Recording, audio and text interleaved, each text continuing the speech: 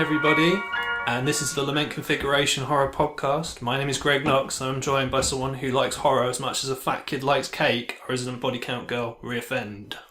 Hi Greg, thanks for the intro, and I am back to serve as a permanent reminder that horror movies are for life and not just for Halloween. Those fair weather horror fans that come out at this time of year, not a fan of those. No, not a fan of them either. They can all fuck off, as far as I'm concerned. They're the worst people imaginable. Worse than Hitler, as far as I'm concerned. Wow. No, they're just... No, we do tourists. We just do it all year round, and these people, they choose to do it for like a week a year. It's like, it's not good enough as far as I'm concerned. Yeah, it's a horror fan's Christmas, basically. I like Halloween more than Christmas, personally. I don't know about you. So we have an extra special guest today on our show. His name is Tom Dennett-Cook. Welcome, Tom. Hello, thanks for having me on. Okay, so Tom is the host, or the co-host, I should say. Co-host. Carl will insist. Yes, of Off the Reels. Yep. Which is at the Dog and Ball in Croydon. Yep. Yeah. It's a live show that Greg and I met on 1 year ago now. Yeah, it was a year ago. So it's through Tom that myself and Ria actually met, and for which we're very appreciative, aren't we? Thank you, Tom. You're welcome, guys, I guess. That's all right. I can tell he's welling up. Very emotional. And speaking of emotional, he's, of course, you are the former host, indeed, of Reviews from the Outer Rim. That's right. Croydon Radio, old school. So another former Croydon Radio DJ brought onto the show. You can swear on this show. But thank fuck. You can't get fired for that. Thank God for that. And it's very important that we bring up the issue of swearing because it's one of our shows. So, Ria, why don't you give us the usual warning? The usual warning. Warning, the following broadcast may contain spoilers, extreme language, violence, and topics considered graphic or adult, not for those of a sensitive disposition. Tom has kindly pointed out that naughty words such as fuck, piss, and shit may be used on this show. So watch out. Yeah, I did do an extra bit in there. Thank you. Yeah. Yes, those specific words will be used. So we have those ones and maybe a couple of others. Yeah. Exactly. So the reason that I wanted to do this show on Halloween, it's a very special show, as I said, because as I promised on the previous show, we are talking about slasher films. Now, slasher film obviously came to prominence, when I was born, really. So I was born in the early 80s, we all were, weren't we?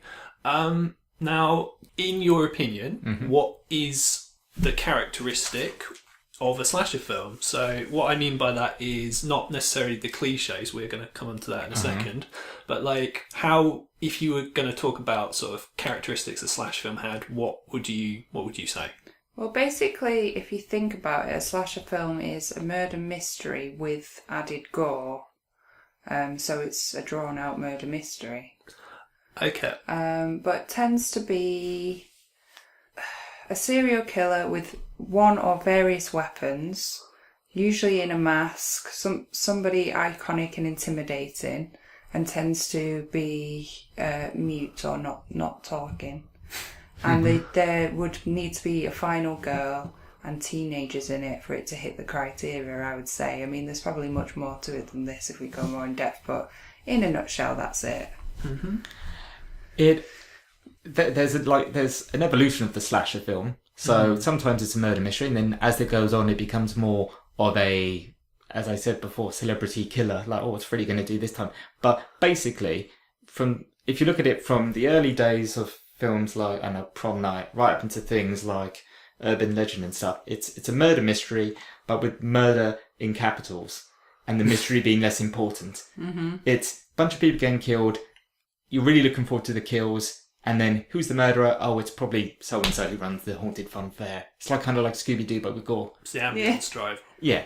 Oh, yeah. Oh, yeah. It's usually some creative and interesting weapons, maybe not so standard. It's not... If somebody hadn't seen a slasher before, I would either A, show them Friday the 13th Part 4. Okay, that's basically slasher movies. Or B, if I had to just describe it, I'd be like... dancing. Yeah. I'd be like, well, the thing is, basically, it's normally a group of young teenagers getting picked off one by one in inventive ways by a mysterious killer. Yeah. Yeah. And normally there's some kind of morality tale to do with sex or drugs. Yeah. I mean, throw into that a bit of romance and teenage crush. Yeah. A slasher. I don't necessarily feel the characters have to be teenagers as such, because there have been sort of slasher films where the characters weren't teenagers, and I think it's a little bit different in that sense.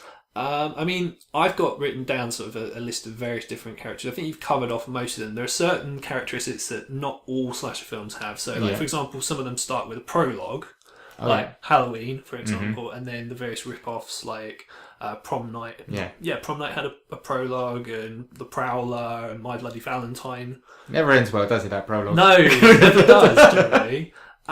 So like you said, the killer will use various different weapons, but I think one of the key things about this, and in the documentary that I forced you people to watch, I'm a tyrant, they mention films like Saw and films like Wolf Creek, even Hostel, which I fucking hate, by the way. I like it. Okay. We've got different views. Okay, but the kills in those films are very protracted. Yeah. A lot of the time. Whereas in a slasher film, the stalking bit where, they might build up the tension for a while, but the actual kill is sudden. So it happens right away, and it's not drawn out or anything like that for the most part. So for me, like a film like Saw can't be a slasher film for that reason.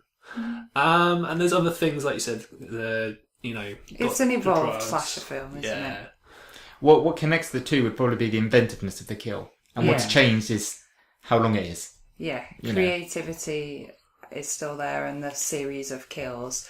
But with Saw, it is still a killer. There is still a serial killer, but he's getting them to perform that act on themselves, which makes it a completely different beast, really. But he's still initiating those kills, and they're still inventive. Yeah, absolutely. Okay. So this is going to be sort of a bit of a fun section. Excellent. So as well as characteristics, there are certain cliches that happen in multiple slasher films, and if you've seen as many as we have, we're very familiar with a lot of them. Why don't we give us some of our favourite sort of slasher film cliches? My personal favourite is, it always happens right near the end of the film, where there's a character, normally the final girl, who will suddenly find all the dead bodies of all the previous people who've been killed. So the murderer will have kept them all sort of stashed away for this one moment where they'll all suddenly appear. They'll fly out of a wardrobe. Like a fireworks display of corpses just goes off, doesn't it? Yeah, exactly. So that's one of my favourites. Oh, my favourite, for example, in zombie movie Dead Snow, if you go to the toilet, especially if it's an outdoor toilet in a little shed, you're most definitely going to get killed whilst you're on the toilet. And the same thing would happen if you two have sex. And if you watch Dead Snow, Nazi zombie movie, which isn't specifically a slasher movie, but does have that kind of trope in this particular example that I'm using. That same toilet does have somebody killed on the toilet and also having sex on the toilet. Yeah. All right. So there you go. So your favourite cliche is toilets. Toilets and sex vulnerability. As soon as you basically have half of your clothes off for one of those acts, you're going to die, let's face it. I love the whole finding bodies bit, because something that I've never really got my head round in terms of the finding the bodies is when one kind of flops down from above, like they're kind of hanging upside down. Now, it's normally in a room, like a normal room like this. I don't know, just people at home, I'm pointing up at the ceiling. I don't know how these bodies are hanging up there. Unless they've got special wooden rafters. Some killers just somehow stapled them to the ceiling. That always... in terms of my personal favourite cliche, you don't get it all the time, but when you do get it, it's gold dust. And I've mentioned this before, the Prophet of Doom. Yeah, I was just about the crazy Ralphs of the movie. There's always, when you get some old timer who's like, you're going to Camp Blood, aren't you? Or you want to go down the mines. A bunch of kids died down there 10 years ago today, and Harry Warden's back in town. And you're like, ignore that crazy old kook. He doesn't know what he's talking about, even though he's the only person that knows what he's talking about. He's a prophecy. And you pointed this out to me, and I was like, this is genius. Yeah. And he's usually either stood at the end of the bar leaning on it, or he has a mop and he's mopping the floor. Janitor, hobo, even in Final Destination, I think Tony Todd's the mortician or something, and he's always like, death always finds a way, and you're just like, he talks gibberish, but he clearly knows what's going to happen way more than It anybody makes else. sense, So yeah. I love a good old crazy old Prophet of Doom in a slasher. Yeah. Take, for example, Hellraiser, which is kind of a slasher movie, but not your standard slasher movie, as we've discussed on previous shows. And there's that old kind of the hobo guy that keeps appearing. Mm-hmm. Does he bear relevance? We don't know. But he's like the prophet in every single film. Yeah. I mean, I like just generally the kind of cliches that I like are basically where people just do really dumb things. Just generally, which always seems to happen in these kind of films. So people will wander out into the woods by themselves, or my personal favourite, go skinny dipping. That always seems to happen in these films. I I'm can't not imagine entirely sure anything why. worse in the middle of the night than going It's skinny cold. dipping. It will be freezing. Yeah. I've got no interest in doing that. No interest Fucking whatsoever. I guess it depends what part of the world you're in, but definitely if you're in the UK. I think in terms of character cliches, just very briefly, the douchebag bully / jock. There's always somebody who is such a horrible bully that you're like, are people like that real? Are there people that horrible? You know, like, not just slashers, but specifically slashers. There'll be things like, you know, like the beginning of, I watched Terror Train last night. All right. Where they set up, spoiler alert everyone, they set that guy up to get into bed with a corpse. Yeah, I mean, yeah. that's not bullying. That's That's psychotic. really fucked up, isn't And That's so, really fucked up. that kind of character in slasher films, who you know is going to die. Chances are he'll make it quite close to the end. That person, but you're just like, wow. There's also in like There's always a Yeah. bimbo with a boob job that has no brain and is only bothered about how she looks. Yeah. And there's the bitch as well. So my favourite bitch character is the one in Sleepaway Camp.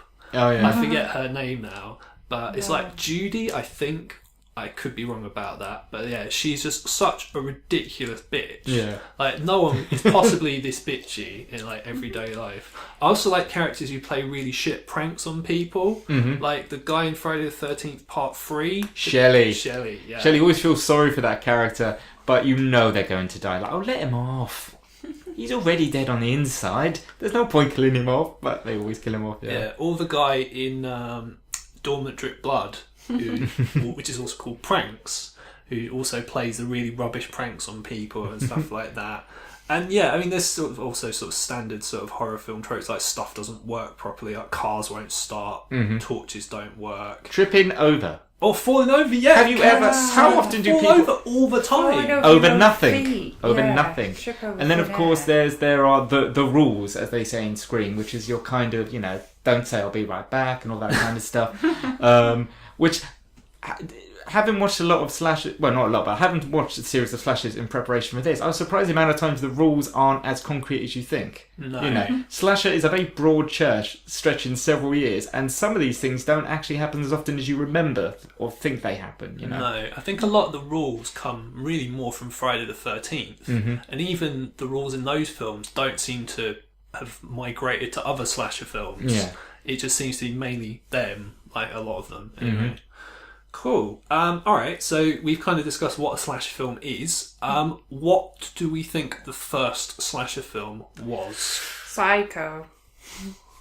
I would be tempted to say, okay, let's call it a pre-slasher. Right. Okay, pre-slasher. So I'm gonna have my cake and eat it here. Okay. Texas Chainsaw Massacre. Yeah. I think I think with Psycho you have like the seeds, Yeah. but Again, maybe a pre-slasher, to be honest. There's no blood Yeah. or gore in it. I mean, really, I know it's textbook and it's almost like beginner's guide to horror, but Halloween is really the sort of beginning, and anything before that I would kind of go is pre-slasher. It doesn't quite have the full set. Halloween has all the boxes that you tick, you know, the mask, the standard weapon, the standard costume. All serial killers always seem to have the same things, be it mask, weapon, costume. The babysitters, you know, escaping from the mental institution. Halloween has it all, and then things before that kind of have elements of it. Planted the seed. So Psycho and Texas Chainsaw Massacre. Yeah. Definitely. Psycho and Peeping Tom Yeah. kind of come together as those kind of, this is what's people are gonna take these basic concepts and then do them to death into the gore, later yeah. down the line. The gore came later. Yeah. I mean, I would say personally, I think Black Christmas is the first Oh, of course. slasher film. Yeah. Because Yeah, Psycho, the body count isn't really high enough. I get, like, obviously all the slasher films come from Peeping Tom and Psycho, because a lot of the characteristics and tropes kind of came from there. But the first film that actually ticks a lot of the boxes is Black Christmas, in my opinion. Cause, I feel silly now. I should have gone with Black Christmas. Well, that's clearly the obvious choice. There you go. And it's a great film as well. I mean, don't get me wrong, Texas Chainsaw Massacre. I think Texas one of those Chainsaw underrated Massacre, ones that people forget about, in all fairness. So the reason I refer to Texas Chainsaw as pre-slasher is because it has elements there, but it's way more than what slashers become. And that's why some of the Texas Chainsaw Massacre sequels really don't work. It's because they try and make Leatherface and Texas Chainsaw into a slasher thing, and it doesn't quite. It's almost like a sort of square that doesn't quite fit the square hole. It doesn't, Yeah, is that kind of denigrate slashers though? Because you're almost saying, like, and I would almost say this with Black Christmas in a way, is that because these films came out in the 70s and like they're a lot more darker in tone, it's almost as if we're kind of saying, well, they're almost too downbeat to be slashers, really. I think you hit the nail on the head with Psycho. We said the body count's kind of low. It is very and low. Texas Chainsaw Massacre, and in Texas Chainsaw Massacre, one person gets killed by a chainsaw. Does not constitute a massacre. There's a lot of it's in the title. And of course, like I said, like Nightmare on Elm Street, you have Freddy, the killer. Friday the 13th, you have Jason, the killer. Texas Chainsaw Massacre, actually, Leatherface isn't the main bad killer in that film. I would say the hitchhiker is, and then of course there's the chef, and it's kind of, that's why it doesn't quite work in terms of the formula and the rules as we are told in Scream. You don't get that really until maybe Black Christmas, Halloween-ish onwards. Prior to Psycho, I was to be a little bit crude for a second, if I may. Psycho gives you the money shot. Yeah. Porn. Put in porn terms, it gives you the money shot, which is the shower scene. Yeah. And then somebody goes, oh, that film with the money shot made X amount of money. Yeah. What if we made a film with 8 money shots? Yeah. It'll make 8 times that. And that's what slashers are. It's that one kill, but done over and over again. So Psycho isn't really a slasher, Texas Chainsaw isn't really a slasher, but they set the foundations for what you get onwards. For sure, yeah, agreed. So obviously we have to talk about it because it's a very, very important film. Halloween. Obviously, John Carpenter. 1978. Now, why does this film stand out so much compared to, well, pretty much every other slasher film that came afterwards? Because if you're talking pure slashers, if we're ignoring all the films before it, this is the best one still, in my opinion. Again, I would say retrospectively, because in terms of, when you say, oh, why is this better than all the ones that came after it? Because all the ones after it were trying to recreate this. Every slasher film is basically trying to be Halloween to a degree. It was the first one with excessive gore and gratuitous nudity, and it had an absolutely iconic soundtrack, which was very different to anything that had been before. I don't think it has excessive gore, though.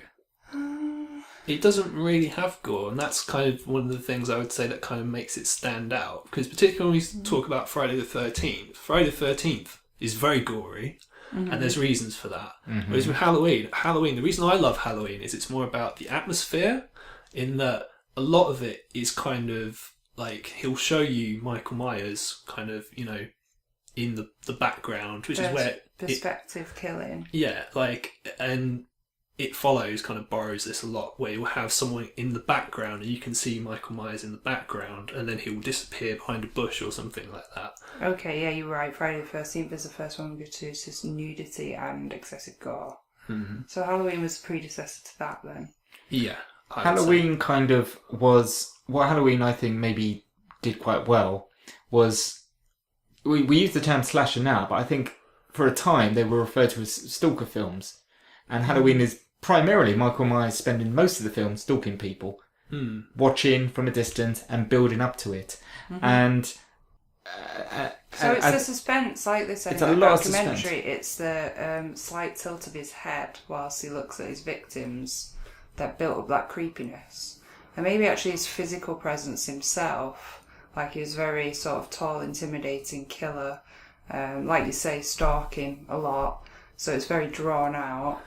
Yeah, it's the first. Iconic is what Yeah. I would say. It's hard to explain how it is iconic. When you name like what's a classic serial killer or what's a classic slasher villain, you go, well, we've already said it. You know, they kind of have a mask, they kind of have an iconic costume, maybe an iconic weapon, and you're basically just listing Michael Myers to a degree. 2-syllable You know. name. Yeah, 2-syllable name. Very, you know, it's the template from that point onwards. I mean, you kind of. They took some of the ideas from Leatherface, which is iconic mask, iconic weapon, there's your killer. But they kind of went, we won't have all the, in my opinion, all the juicy stuff in Texas Chainsaw Massacre in terms of Leatherface being a complicated, he's multiple personalities and it's not just him, he has these other family members who are far more vicious than he is to a degree. Halloween kind of like streamlined it. It's you know, all these proto slashes we're talking about, the reason why they're difficult is because they go off in different directions. Halloween streamlined it down to a formula, the rules, as they say in Scream Again, and it's from that point onwards that film producers went, oh, there's money in them there slashers. Let's do that again. You know. Yeah, almost like they didn't have to explain too much about his backstory, like you said. Yeah, and the title as well. I think the title is very important. Well, as well. Again, iconic. I mean, soundtrack. In terms of Rhea, when you were coming on back in the day of reviews from Outer Rim, I ended up getting you on quite a lot of slashers because the way I kind of used to play it was so many slashers. Maybe this is a cliche. I named after a day in the calendar. I mean, basically everything apart from Pancake Day has been made into a slasher film, and you know, we've done Tuesday. You know, we've done like My Bloody Mother's Day, Halloween, Friday the 13th, Valentine, My Bloody Valentine. You know, April Fool's Day. We did all of those. We went through the whole gauntlet, quote unquote calendar girl for your show. Yeah. So maybe if Halloween wasn't called Halloween, maybe it was called, wasn't it like the babysitter something? Yeah. Babysitter murders. It wouldn't have caught on as much. And I think Friday the 13th they did the same thing. It was going to be called like A Night at Camp Blood or something. And then Sean Cunningham just went, oh fuck it, we'll call it Friday the 13th because that Halloween film did really well. Yeah. So Halloween kind of people cherry picked what they liked out of Halloween. You know. Yeah. Selling advertisers, everything, as we've learned from Texas Chainsaw Massacre. Yeah. I would also say it's sort of the first slasher film that has a, you know, proper antagonist in terms of what we associate with slasher films today. So it's a guy, he's huge. Yeah. He's got basically no emotions, unfeeling. And this is where Rob Zombie fucked up. As this will be an interesting development. In that we don't, all we know is that when he was 7, he killed his sister. We don't really know why. He just snapped one day and killed his sister, and now all of a sudden he's an adult and he has no emotion. He escapes and he's somehow able to drive, even though he's been in a mental institution his whole life. And yeah, like all the previous slasher films, what am I trying to say? It's the first one that also has sort of supernatural elements to it because he doesn't die at the end. He's sort of almost unkillable, which is in the Texas Chainsaw Massacre, because they were supposed to be real people. That was never really tested. And in Black Christmas, spoiler for everyone who's not seen Black Christmas, but you know, the killer, we never find out who the killer is because he gets away and he's just in the house at the end of the film, and he is almost a supernatural presence in a way, but it's more covert. Whereas this, so that's kind of another reason why I think it's just so well made, almost indestructible, but still human. You know. Yeah, and it's, as I said, it's so well made. Just the way that every shot is framed, just the use of widescreen, the use of the way the camera moves with the steady cam, and even like the actors, they're playing like teenagers now. Any film today where you've got teenagers, 99 times out of 100, I'm like, no, don't care. Not gonna watch it, yeah. Bunch of cunts, hate them, don't want to watch it. Whereas all the characters in this film are likeable because we don't want them to die. Yeah. And that's an important thing. Like Tom said, it's like the ultimate stalker film, so I think that's why it was so like key and started so much in horror. Yeah, absolutely. Absolutely, definitely. I'm going to say something controversial. Oh, go on then. I love a bit of controversy on this show. You ready for this? You all ready for this? Go on. Halloween, as a franchise, not the original, the original exception, is the most overrated horror franchise, in my opinion, of all time. Okay. Yeah. I think when you speak to fans of the franchise as a whole, not again, first film excluded, they talk about it as if Michael Myers is this criminal genius kind of ultimate slasher. And I'm like, what are you basing this on? Because John Carpenter went out of his way, he said in several times in interviews, to make Michael Myers in the first one as blank a slate as possible, because he didn't want people identifying with the killer. He wanted people to identify with the victims, as you said, the great characters. Shape. He's not even. Yeah, he's just the shape in the credits, and so it's quite baffling how he's this blank slate. People have chosen to draw what they want on it, and this is something you get with a lot of slasher villains. Jason's another one. People identify with this killer. They don't really identify with the killer. They put what they want into it. And Halloween as a franchise, if you watch it from start to finish, maybe not in one sitting, but it's a hell of a lot more higgledy-piggledy than people. I'm going to go on a little tangent. I don't know. I hope I'm not. No, that's fine. This is so true of any film, is that actually the viewer is projecting their own emotions onto it, and that's how they interpret it. And the Halloween sequels don't capture the same lightning in a bottle that the first one does. They try to, but the storylines he could... I mean, I'm saying this as a Friday the 13th fanboy, and there's a bit of a Marvel DC thing when it comes to Friday the 13th and Halloween, I think. And I just have to say that everyone gives Friday the 13th a rough ride for the sequels not making any sense, as if the Halloween ones do. The Halloween ones are so silly. Proper Friday the 13th it's kind of like going...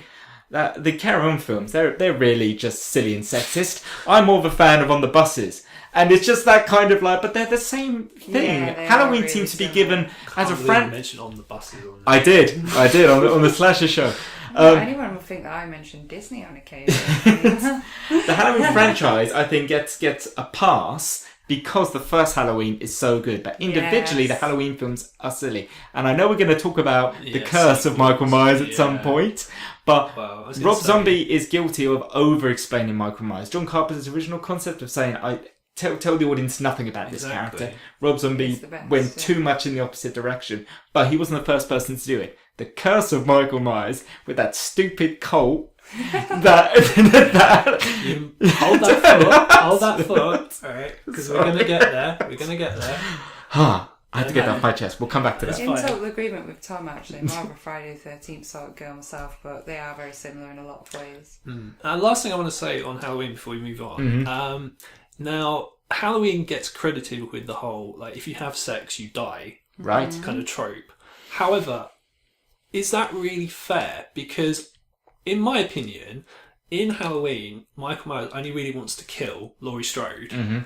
That's it. That's all he wants to kill. And all these other people just happen to get in his way. It's like visiting hours. In visiting hours, like the killer, he only wants to kill one person. And all these other motherfuckers just get in the way. And they just, they're an inconvenience.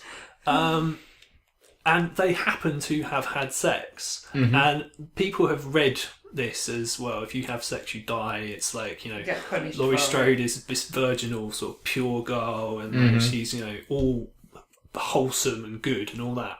Do you necessarily agree with that? Because I don't personally. I would say the whole sex equals death thing more comes from Friday the 13th. Even in Friday the 13th, not everyone who doesn't have sex... Wait a minute, let me start that again. Lots of people die. Lots of people. Shelly dies, and he's the ultimate virgin in that film. Okay, directly. So it's not necessarily a moral lesson. Directly after Halloween, you get Jamie Lee Curtis basically doing the same thing in Prom Night, right? And there's a scene in that where, because I watched this the other night.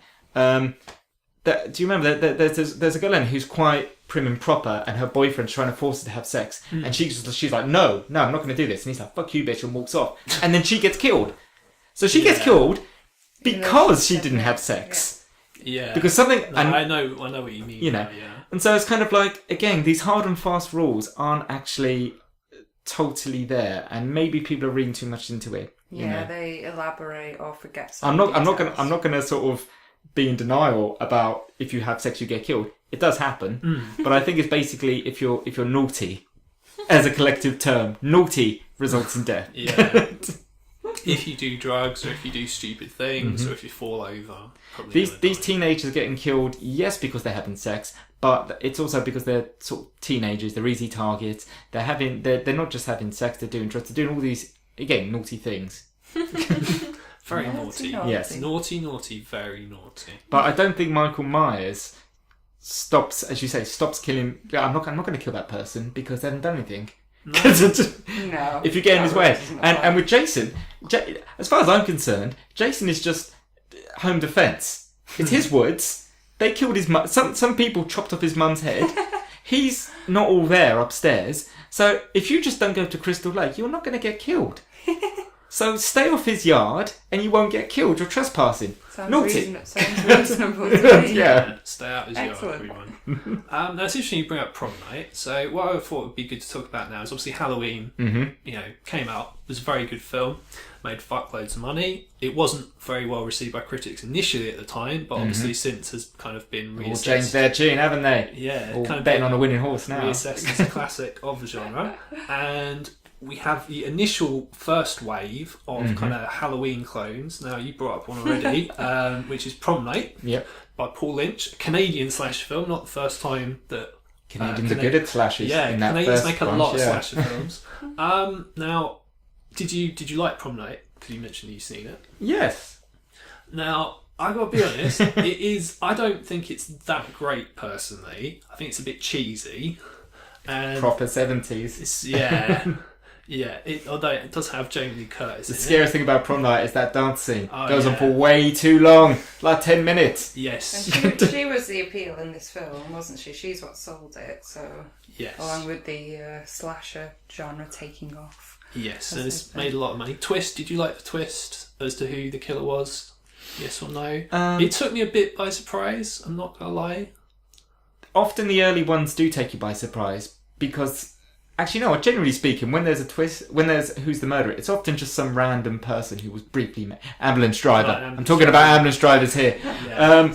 And you're just like, for goodness sake, how am I supposed to ever guess that? I mean, sorry to jump ahead, but Friday the 13th, classic example. They introduced the murderer, the main suspect, like 15 minutes before the end of the movie. How are you supposed to guess who it is? You're never going to guess that. In terms of this, I loved it. Personally, I liked Prom Night a lot. Yeah. I liked the twist.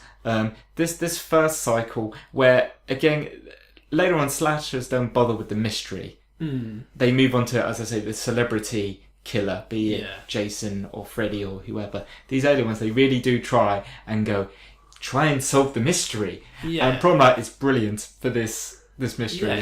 It's got this kind of naive charm to it because it is one of the first ones that's like a proper Halloween clone, as I say. So really, would you want to watch it? I do actually want to watch it. I haven't seen it at this point, and looking at the list of Halloween clones, as you called it, none of them had really appealed. I think it's because I knew they were Halloween clones, but obviously I do want to watch it for historical research, so to speak, and some of the other ones on this list. Big difference being, of course, Halloween, there isn't the mystery of who the killer is. We know who the killer is. Yeah. So it's a stalker, whereas this one is more like the mystery of who the hell is this, and what you do get with what you do get with these awesome, like when they're still trying to pretend that they're mystery films when actually they're murder films, is the list of suspects you get. So in Prom Night, you get like Skippy the weird janitor. Yes. You get the chief of police. You get the bully. You get what's his name from Police Squad. Oh, Leslie Nielsen. Yeah. Just randomly in a slasher film. Leslie Nielsen. And you get all these like ridiculous red herrings who are clearly not the killer, but they're being shoved in your face to be. It's going to be the janitor. It's not the janitor. It's ambulance driver. This is why I like Jallo. It's one of the main reasons I like it, because I do like mystery films where there's a killer, you don't know who it is. It's the whole Poirot thing. And so again, like with Halloween, fair enough, you know who the killer is straight away. All the Friday the 13th films after the first one, you obviously know who the killer is. Nightmare on Elm Street, same. You know who the killer is.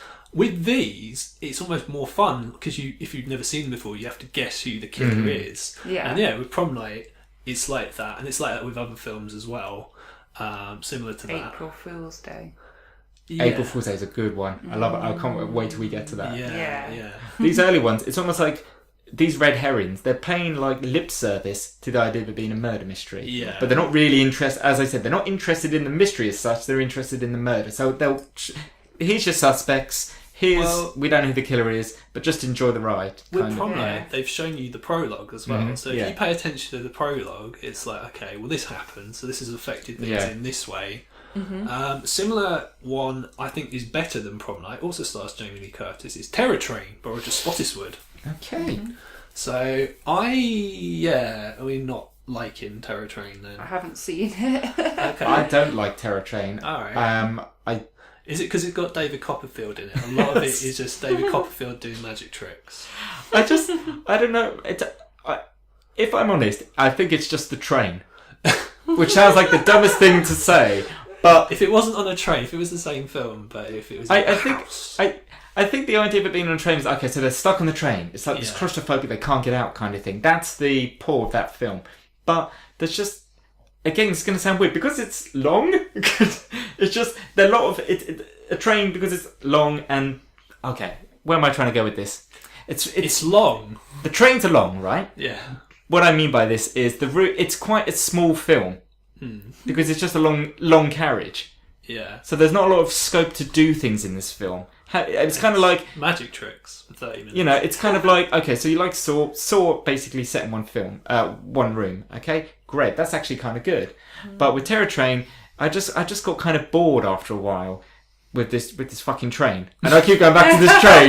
But I'm just like, and the killer, they don't seem to be able to. I'm gonna be remembered for saying the train's long, aren't I? That's what I don't like about it. The killer, I didn't get into the killer because.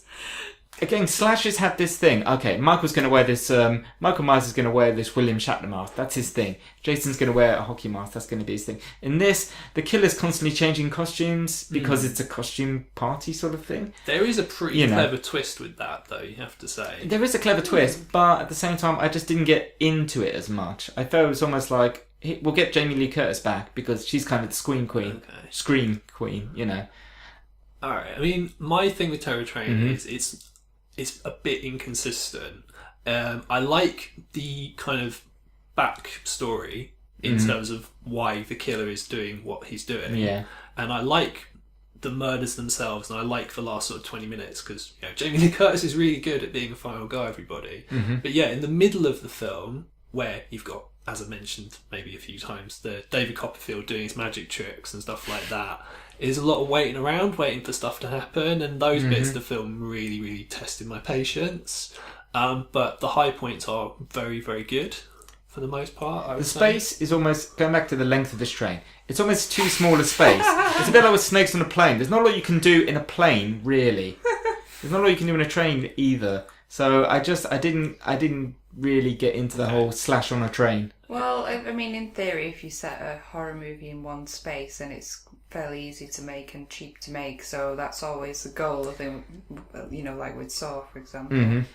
So it was always going to be tried, and a train is kind of more enclosed than, say, something without limitation where you can just run Train out. does make sense in terms of murder mystery, Orient Express and things like that. But because it's not, as I said, they're not trying to be mysteries as such. It's more let's have a lot of action in this very, very small space. Do you think it works more for what's that one called? Midnight Meat Train. Yeah, Midnight Meat Train. Yeah, I like Midnight Meat Train actually. Yeah. Okay. I've seen Terror Train, so I like Midnight Meat Train. Okay. All right. Rhea, would you give that a watch? Yeah. Even though the train is really long. It's a long train. Okay. Just say I've not got the best impression of these Halloween clone films. I think I would watch it as like a lazy watch and not be too invested in any of these. They're not really appealing to me that much. Sorry. All right. They get better. Okay. So another one. I don't know if you guys have seen it or not. Is When a Stranger Calls. I have not. Okay. No. I do quite like this film. I don't know if it's necessarily a slasher film, but it was very heavily influenced by Halloween. This is the film where it's got a really, really great scene of a babysitter on the phone. She's being called by someone, and it turns out, dun dun dun, they're in the house. It's very, very famous sort of opening 20-minute scene. And then it becomes, again, more of a bit of a psychological kind of thriller really type film where we're kind of following around sort of the killer, and he's a very, very pathetic kind of individual. It's a very, very good film. It's directed by Fred Walton, who directed April Fool's Day. Cool. So, yeah, I do recommend it for that one. However, the most well-known Halloween clone is, of course, Friday the 13th, directed by Sean S. Cunningham. Whoop whoop! I got a double whoop. I got a double whoop. So, what is it about Friday the 13th that was so much more popular with, man on the street than all these other Halloween clones? I refer you to my previous comments, mistakenly said about Halloween, which was that it had more gratuitous nudity and more gore than before. I second that motion. Basically, yeah. So it's a name as well, like we said previously. Yeah, if it had been called, A Night at Camp Blood, probably just would have disappeared as yet another Halloween clone. But that kind of, which would become a gimmick. And this is another thing with slashes. They got these gimmicks. The calendar gimmick thing. Mm-hmm. It was one of the first to go, right, we're gonna totally nick Halloween's idea. Yeah. That's why it was successful, because it nicked Halloween's idea. And really, you've already mentioned it. It kind of, that extra bit of gore. And that extra bit of nudity. It's like you said about Psycho, it's like times 8 rather than 1, isn't it? It's the money shot. Yeah, the money. I'll say that again. The money shot, bigger money shots. Tom, I think this film would be nothing without Tom Savini. I love Tom Savini. I think people saw this film, went home and said to their friends, "You have to see this. You have to see these special effects, as it were." This isn't just. Some of these earlier slashers, they're just somebody gets stabbed. That's it. Maybe a little bit of blood, but they get stabbed. Whereas this, when Kevin Bacon, it's funny the amount of people whose big breaks start off in these trashy little Halloween rip-offs. Yeah, Tom Hanks, Kevin Bacon. Kevin Bacon, when the arrow comes through and it proper comes through his neck, you think it's just going to pop through the vest, do a cheap thing and not actually go through the flesh. But it was. If you didn't have Tom Savini doing these amazing special effects, it just would have been another some people getting stabbed Halloween knockoff. Yeah, I just love Tom Savini, as I mentioned on the BFI Creep Show description. I just think he makes horror movies just amazing. I'm going to play devil's advocate very slightly on this to make it sort of a bit more interesting. Can you name any of the characters in Friday the 13th apart from Mrs. Voorhees and Jason? It's tough. No. There you go. Not important. Do you even know the name of the final girl in Friday the 13th? I think it begins with A. That's about as far as I'm going to go. It's been a while. Okay. Well, it's sort of okay. So, whereas with Halloween, it was more character driven. I think, as I mentioned at the start of the show, this is kind of the point where slasher films become more almost like audience participation in terms of we don't care about any of these people. We just want to see them die in nasty, gruesome ways, where it becomes very almost voyeuristic in a way. And I'm not gonna lie, for my birthday, I watched all 11 Friday the 13th films. I didn't watch Freddy vs. Jason because one, I'd seen it already, and two, it's shit, quite frankly. But you watched Jason Goes to Hell? I did, yeah. Well, don't get me started on that. Okay, good. But my point is that the first 4 Friday the 13th films, they're all basically the same in that you've got a group of people, they descend on this one place, they get picked off one by one. And I'm not going to lie, it's a winning formula, clearly, because they made so many. But, really, in the first Friday the 13th, it's just a bunch of people, they do a bunch of stuff, and very eventually they all get killed. There isn't really a story. They're literally, what is going on? They're kind of setting up Camp Crystal Lake. I think they're going to open it. And, I think the main kind of counsellor guy who's running it is a bit creepy. Proper creepy, one of my favourite cinema creeps, with his little Daisy Dukes and then his neckerchief thing, and he's stroking that girl's hair as well. Oh, I'll tell you what, I've slagged off the Halloween franchise. So to be fair, I will say about the Friday the 13th franchise that it is just as higgledy-piggledy, more famously higgledy-piggledy than Halloween. Yeah. I don't remember the name of the final girl for the first one top of my head. The second one is Amy Steele. Jenny Jenny, I remember. Yes. As she's probably the only proper final girl in the Yes. Friday the 13th franchise. She's proper She's tough. the best final girl. And she the like Friday when the she 13th turns franchise. up in part 2 with the car and she's saying to Paul, she's giving Paul shit, isn't she? She's busting his balls. She's quite a tomboy. She's quite tough. Yeah. And I guess you get that with a lot of the final girls. They're a little bit tomboyish. In the first one, they're very just run-of-the-mill characters because, and like I said, Sean Connery basically admitted it was an exploit. I was just ripping off for Halloween. I didn't put much effort into the characters. I just went in for the money shots. When they keep using this term, the money shots. We just want some creative deaths. Friday the 13th, again, okay, when I said about the Halloween films, the storyline making no sense. Friday the 13th, anyone can turn around and go, yeah, but Tom, Friday the 13th makes even less fucking sense. What is the deal with this kid who apparently drowned, and that's why the mum is going to come back, but then he's not dead? Basically, nobody's ever adequately explained to me, and I say this as a hardcore Friday the 13th fan, what the hell happens between 1 and 2? What really happened to Jason? Yeah, it's a very good point. Did he actually drown?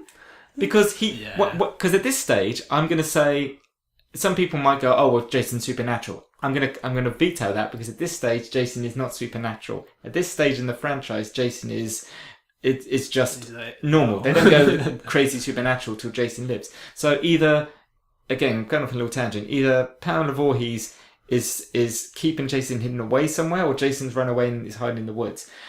Either way, it's messy. The first couple are messy. It's as hell, just, I think it's just a bit of a fuck you to the audience at the end. Like, it's basically Friday the 13th. It's a rip off of Halloween. It's a rip off of Bay of Blood, and it's a rip off of Carrie.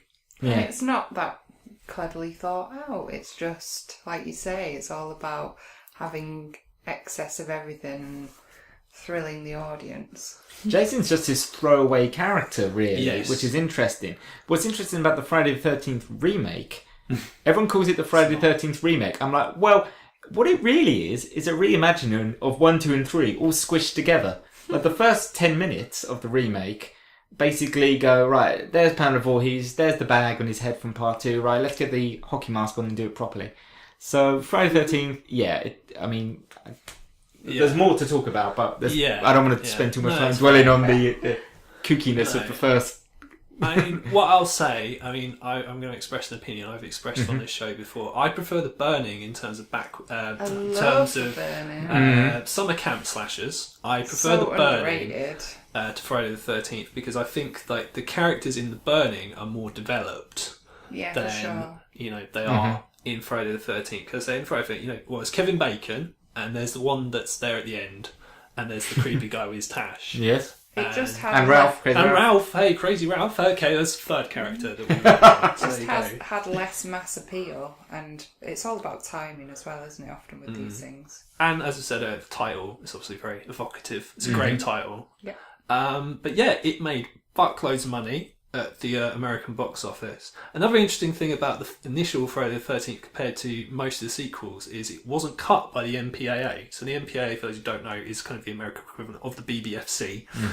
So yeah, all the gore was there. They didn't exercise any of it, which, because the film was released by a major studio, which is Paramount, who grew to sort of, this thing makes us so much money, but it's just trash and we hate it. Which is a shame, really, in a way, because they were ashamed of this thing that was making them so much money. So I've mentioned, obviously, at this point, we've got 1981, which is where loads of fucking slasher films came out. I've already mentioned The Burning. Another film that we talked about on the show is Toby Hooper's The Fun House. Oh, yeah. Which we really like. That. Yeah. Absolutely. May he rest in peace.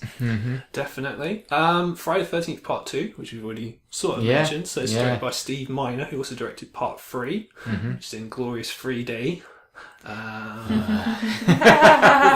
Your favourite.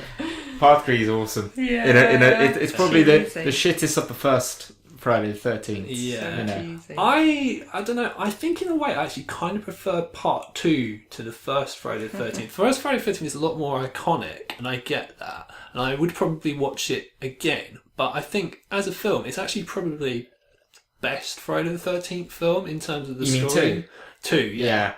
I think 2... It's got the best final girl, as I've already said.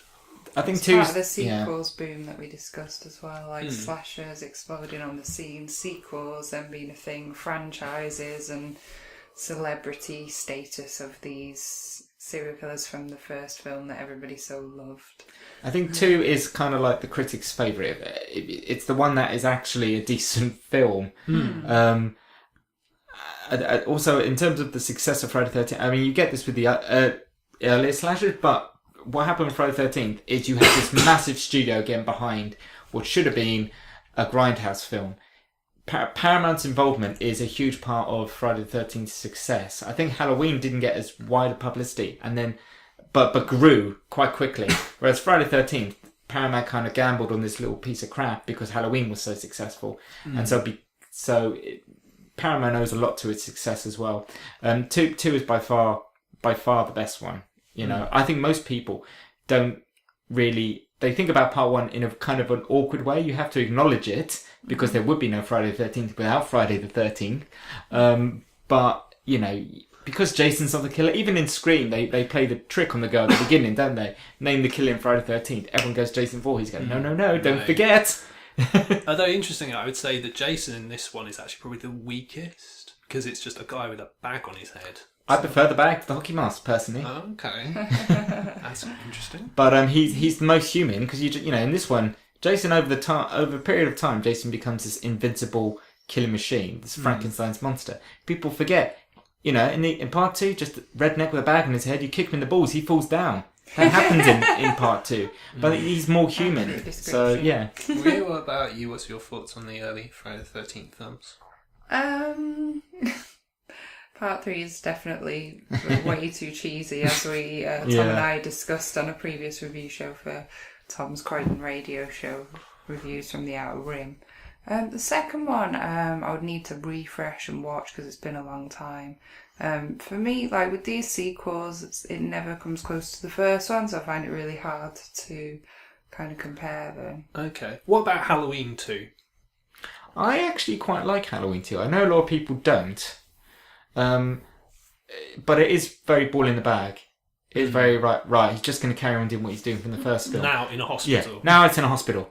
But you know what? I kind of strangely like it, even though I know it's quite simplistic. It's probably when they kind of went, right, slashers are now going to follow this formula. Halloween's this awesome film, but now we are just blatantly going to just keep following this formula, and Halloween 2 makes that quite clear.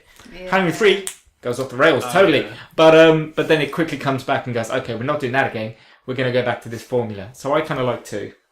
Okay. In its simplicity, I guess. Yeah, I kind of like 2 as well. I would say, obviously, no, it's not as good as the first one, but I think compared to what came after it, it's definitely the best of the Halloween sequels. Although they completely fucked up the ending. They had a good ending, and then they completely ruined it in 4. Or even like 7.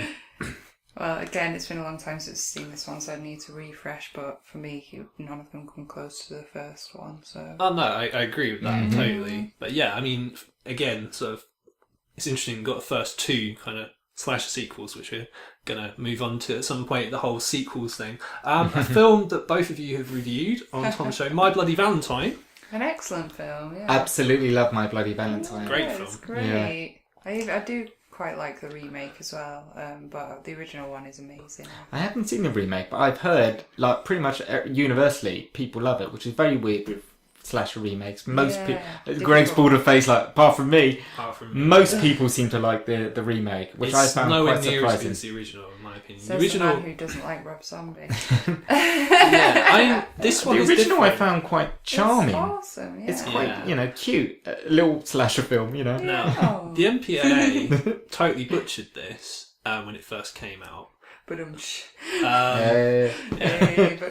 the version I saw had all the gore put back in, like with the washing machine scene, for example. Which, with the gore put back in, is a very violent scene. It's amazing violent. I love it being in the mines. I mean, what a great place to set. Yeah, and Harry Warden, are very underrated in terms of like slasher movie bad guy. I mean, it's just a guy in a miner's costume with a pickaxe. Yeah, pickaxe is an awesome weapon. It ticks all the boxes of. You know, I was saying, like, they slasher villains. They've got a special mask. He's got his gas mask thing. He's got a special weapon. He's got his pickaxe, and then the mine setting is a brilliant idea. Jason's got his woods. Harry Warden's got his mines. Even though Obviously, Harry Warden, spoiler alert, doesn't play a massive role in the film, really. She never do. But it's dark, it's dangerous. You know, what better place to set a horror movie? And with it being set around Valentine's Day, you do have that option, like you're saying, playing on the teenage couples going to the cinema and like guys sort of being, you know, protective of their date. And it's a good old kind of thrill to go to the cinema and do something like that as like date fodder. And like, if you like me and you don't really like cheesy Valentine's Day, this is a way better option, isn't it? Let's face it. I love the characters in this. You know, we're saying about you care about the characters in Halloween. I really care about the characters in My Bloody Valentine. Even the background characters, like you know the one with the crazy moustache. Yeah. I love all the characters in this film. The title is iconic as well. Yeah, they're not teenagers in this film. This is another one we're saying they're teenagers. Yeah. These are people who, damn it, like these people work for a living. These are young adults. Down a mine, down pit. You know? So yeah, so much scope in the setting. Absolutely, yeah. Now, obviously, fuckloads of slasher films got released between 1981 and 1984. Now, instead of going literally through all of them, what I've tried to do is I'm going to ask kind of the different types of slasher. So you mentioned there's different varieties, which I've tried to sum up.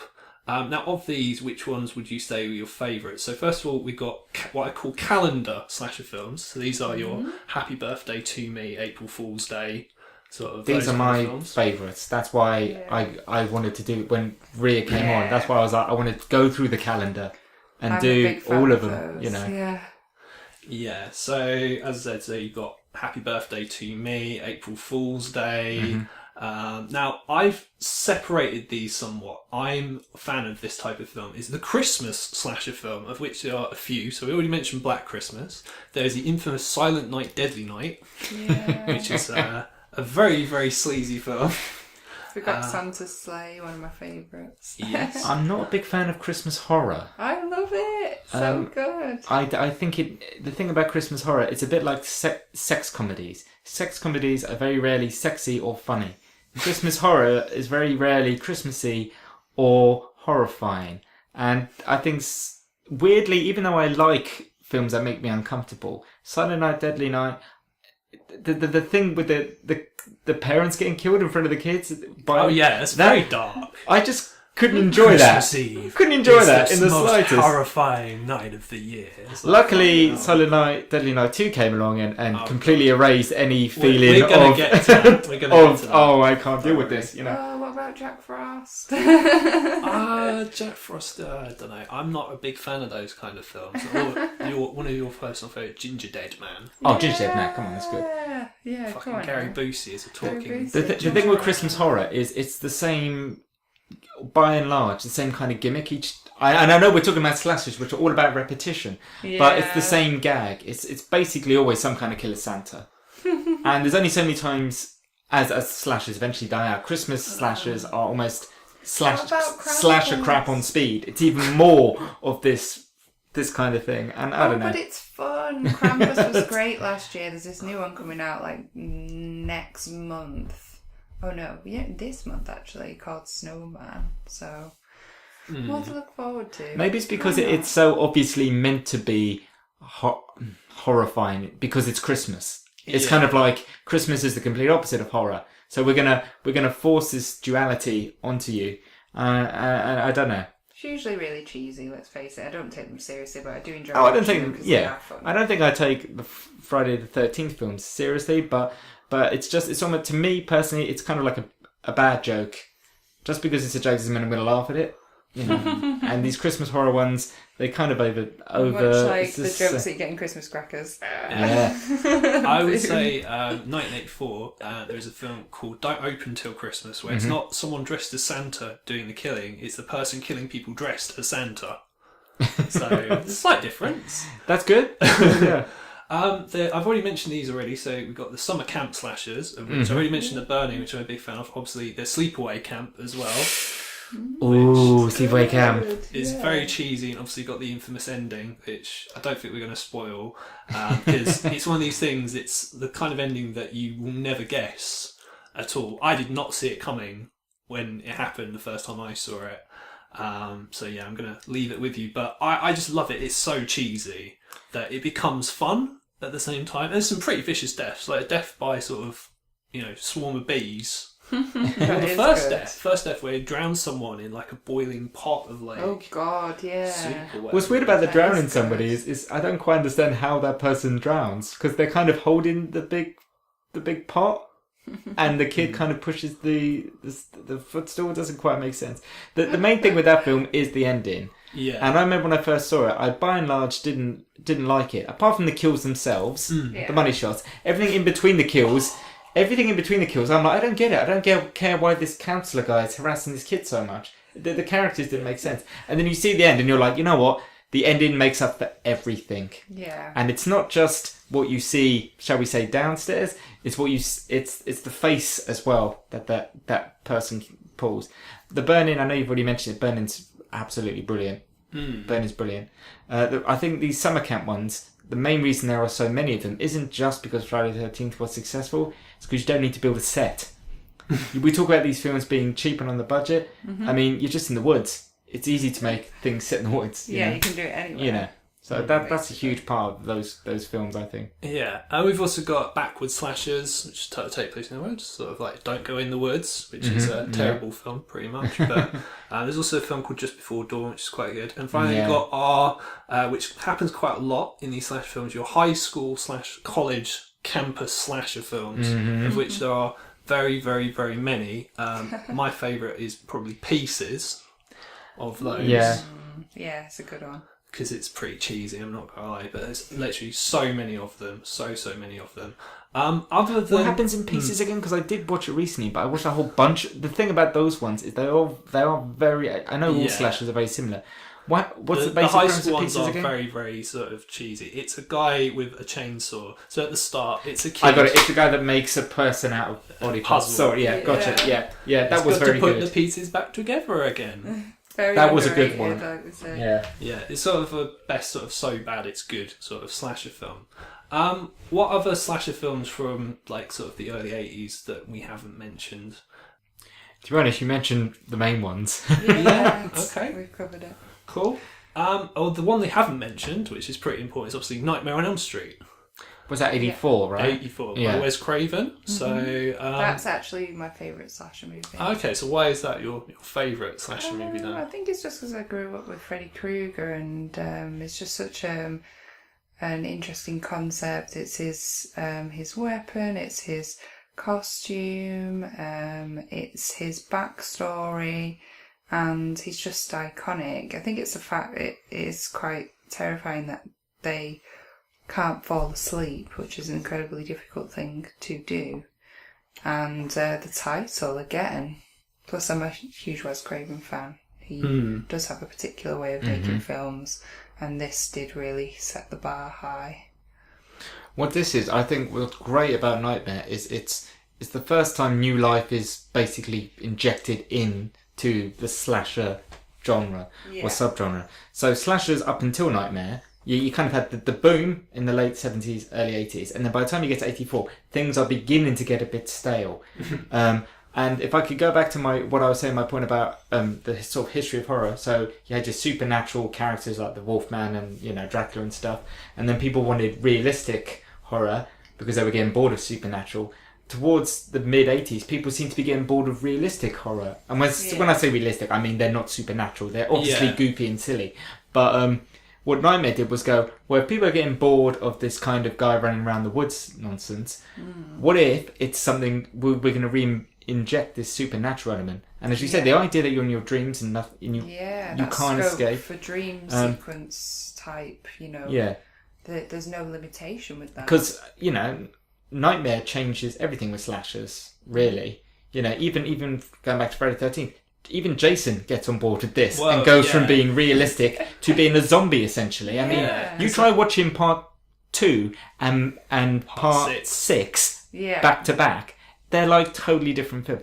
Texas Chainsaw Massacre 2, totally different from Texas Chainsaw. This really, I mean that's more the goofy comedy element, but in terms of the supernatural element, what Nightmare did was go, oh shit, okay, we can do supernatural again. Brilliant, Does the supernatural element sort of take away from the slasher element? Because online, you get people with these opinions online. I don't agree with this, but I have to mention it.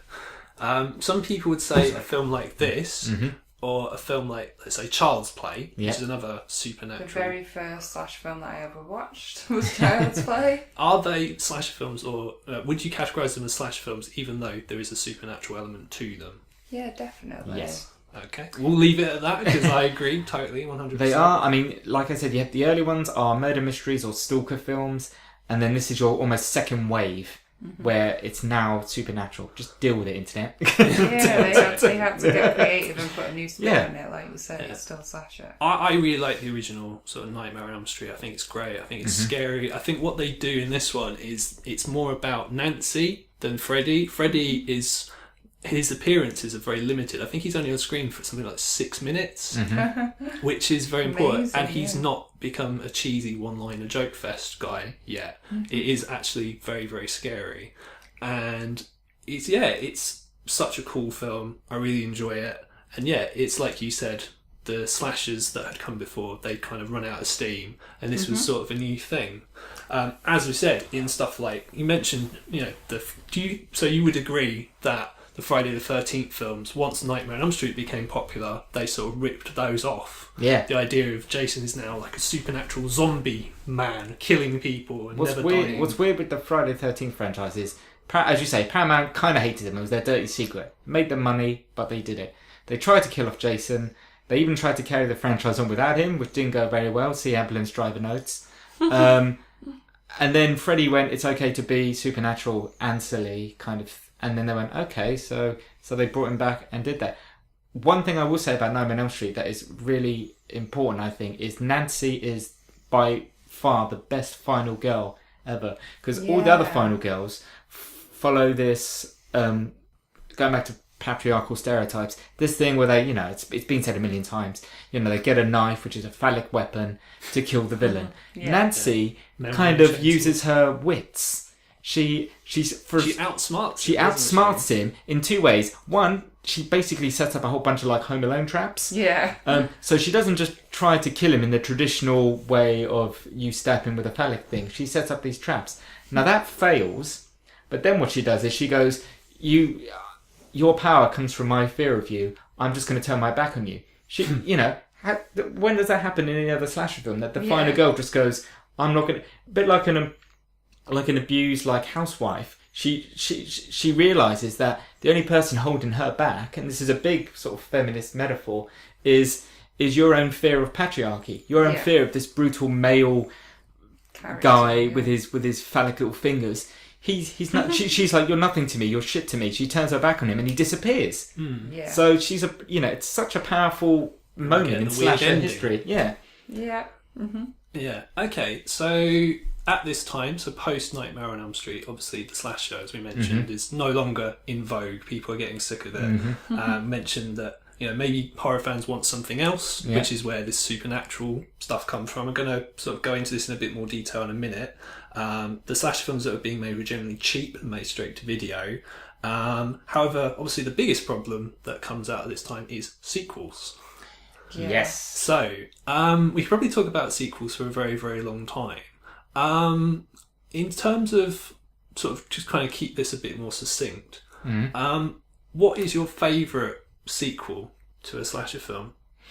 Because mine is probably Nightmare on Elm Street 3, Dream Warriors. Because I think it's the second one is some kind of gay film. It's some sort of homoerotic film about a man coming to terms with his sexuality. Not quite sure what was going on there, but the third one is kind of the best of the very elaborate kind of dream sequences. We got Freddy sort of coming out for TV, and that was the first one that actually used the dream sequences properly. It was had input from Wes Craven. Heather Langenkamp came back, and the characters are all very likeable people, and it was a very interesting story. And Freddy wasn't quite a total jokester yet. But what about you guys? How do you feel? Just following on from that, I like number 2. Nightmare. But it is. I mean, it was shown at the London Gay Film Festival a couple of years back, precisely because of that. And the description was like, "This is a camp classic." But the third Nightmare is a good introductory film to the franchise, because you get, as you say, he's not a full joke yet. He's not wisecracking to a crazy degree, but it's just that right mixture, and I think that's why it works as a sequel, because and it brings Nancy back as well. So it attempts to be a sequel to Nightmare on Elm Street. Yeah. My favourite sequel is Friday the 13th Part 4, the final chapter. Okay. Precisely because if an alien came down and said to me, "What's a slash film?" As I said, I would put that on and go, "This ticks all the boxes." It introduces the character of Tommy Jarvis to the Friday the 13th films, definitely. which is one of the only attempts in the franchise to link the films together. Yeah. I like it. It ticks all the boxes of a good Friday the 13th film, and again, it's just before the franchise gets silly. Okay. Yeah, I do like Nightmare 3. I find it difficult to choose a slasher sequel. I'm not sure if I've got a favourite one. Okay. That is a good one. And that is definitely my favourite franchise, Nightmare on Elm Street franchise, on the whole. The third one, what's good is it's the first time I think the nightmares are used as horror props. Because when the scariest bit in the first one is Freddy coming down with the long arms. Yeah. But that doesn't really serve a purpose in the way that later on, the dreams are literally an extension of somebody's, this person has an eating disorder, Freddy's going to force feed them lots of food in their nightmare. Yeah. It's very literal. The nightmares are almost not real nightmares, whereas in the first one, they're real nightmares. In the sense of they don't make any sense. Does that make sense? Dreamlike. The third one is the first time, I think, where the dreams sort of reflect the person who's being killed. Freddy's starting to almost master dreams instead of just haunting dreams. So it's that point where you might be right. The third one might actually, I think we're all kind of saying the third Nightmare might be the best one, because it crosses that bridge, or it is the bridge, before things go from one extreme to the other. Yeah. Okay, I mean, I also, incidentally, I also really like Sleepaway Camp 2. I actually think it's a very, very fun sequel. I did plug this on What to Watch on Netflix, show that I did very, very recently. But yeah, I do think it's a very, very fun sequel. Especially if you're familiar with the first film, it follows up straight on from there. Very fun, very creative deaths. This one should be a fun topic of conversation. The worst sequel. So we already mentioned Silent Night, Deadly Night 2. I think that's pretty difficult to top, seeing as that film literally shows you half of the first film. I would argue. Although it does have the immortal Garbage Day. Garbage Day. Which has... I saw the term Garbage Day way before I'd even seen the film. It's one of those things like Not the Bees, where you don't even know the context, but you love it because it's just you've been forced it. The internet has shoved it in your face. I would argue that Silent Night, Deadly Night 2 is not the worst sequel because it's not a bloody sequel. It's just 45 minutes of that film. Yeah. It's just flashbacks. It is pretty shit though. I maybe it's because I don't want to sound like I've only seen Friday the 13th films, but as a Friday the 13th fanboy, my least favourite sequel is Jason Goes to Hell, because just what the fuck were they thinking? Yeah. They totally... Sean Cunningham's coming back to bring you everything you loved about Friday the 13th. Remember, everything you loved about Friday the 13th is essentially from 2 onwards, where the less Sean Cunningham has involved. One of the first things he said apparently on set is, I want the hockey mask away, I want to get rid of it as soon as possible. And they go down this stupid route of... Now he can this teleport to different bodies. Yeah, there's this weird gremlin thing that creeps in and out of people's mouths. He shaves that guy's moustache to get into his mouth. Why? Never explained. And then it's so bad. Well, you know a sequel's bad when the film that follows that, they just ignore it. Like it never happened. Although that one... they just go, never happened. Well, although that one is arguably not that great either. I think it's quite fun, actually. And it does have a pretty cool death near the beginning with the... what's that stuff that Jason puts the woman's face into? You're talking about Jason X, right? Jason X, yeah. It's like some kind of liquid nitrogen or something? Yeah, that's space juice, because I'm going to say it's liquid nitrogen. That's a pretty cool death. I might jump the gun here and say that's my favourite slasher death. I know you're going to ask at some point. Okay. Just because... that's a pretty good choice. Smashing somebody's face like it's made of glass. I mean, that's proper creative, but, You mentioned like your dislike of the Halloween sequels. I would point out to Halloween Curse of Michael Myers, which introduces the Cult of Thorn, which was never mentioned in any of the previous sort of Halloween films. That one, not very good, although I would argue Jason Goes to Hell is worse. Worst Nightmare on Elm Street sequel, I don't know, Rhea, you're the fangirl here. I would say Freddy's Dead Final Nightmare is pretty much the worst one, I would say. Yeah, that's pretty far along. Just because that one is like way, like just far too comedic, I would say. They've tried to sort of rescue it since. They've tried to go, oh, it's been ironic. Oh, it's been postmodern. You know, like postmodern horror, we all up. And I'm like, I don't think you were trying to be postmodern. I think your film's just shit. Yeah. Because with again, Friday the 13th, with Friday the 13th, Jason Lives, when I first saw that, I hated it because I was like, this is far too comedic. This isn't what Jason's about. But looking back, I would say I might be jumping the gun here, but that to me is the first postmodern slasher because it's very self-referencing. It's poking fun at itself. It's going over the rules before Scream does. And I think Freddy's Dead, they've tried to say since that Freddy's Dead was trying to do that. I've heard Robert Englund try and talk like that in interviews. I'm like, no. You were just really clutching at straws. But it does have Alice Cooper as his stepdad, which I thought was a really nice touch. Oh dear. So we've mentioned moving away from sequels. We've mentioned that obviously these slasher films became more supernatural. We mentioned Child's Play, and also there's a couple of others that are quite well known. Now there's Maniac Cop, which is kind of supernatural, I guess. I slightly prefer the second one because it's sort of more of an action movie. But there's I would say underrated supernatural slasher film, and this is moving into more of the 90s now. This is where slasher films sort of started to come back in vogue again. It's Candyman. Oh, I love Candyman. I love Child's Play. Yeah, I love Candyman. And Hellraiser, which is kind of slasher. I'm glad you mentioned Candyman because Candyman, some people go, it's not a slasher. It's too serious. And I'm like, it kind of is a slasher. He's slashing people quite a bit. Yeah, but it was supernatural but serious, as opposed to what had happened before, where they kind of went, people are going to laugh at us if we have a killer doll, so we better make Chucky funny. Yeah. Whereas with Candyman, they went, no, let's not be afraid of doing supernatural as a straight film. Candyman's brilliant, and with Hellraiser, what's interesting about Hellraiser is 1 and 2 are difficult to put alongside, Freddy's Dead and go, they're the same thing. Yeah. But Hellraiser 3 is basically the most slasher of the Hellraiser films. It's the one where they kind of went, this Freddy thing's working out really well. Let's do that. And then they did it. I even said this on the show. And they Pinhead wisecracking because they kind of went, hey, Pinhead talks. All the other slashers don't. So we can kind of do the Freddy Krueger thing. And the inventive deaths they do. So this Sedabai has a camera in his head. This Sedabai has snooker balls, and this one has CDs. And then the audience, but not going into that. The audience kind of went, no, don't do that. And then they quickly, again, a sequel's bad when they kind of go, fuck it, never do that again. Now we go to space instead. Although the third one has a weird slasher charm to it, in that sense of it being a little bit goofy and a little bit funny, you know.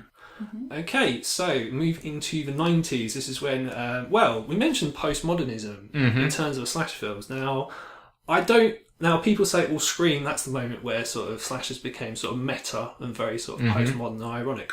There's obviously Wes Craven's New Nightmare before that. Yeah. However, there have been slasher films that have poked fun at the genre itself. So there's a slasher parody film called Student Bodies from 1981, which I didn't really like because the humour was kind of too silly for me.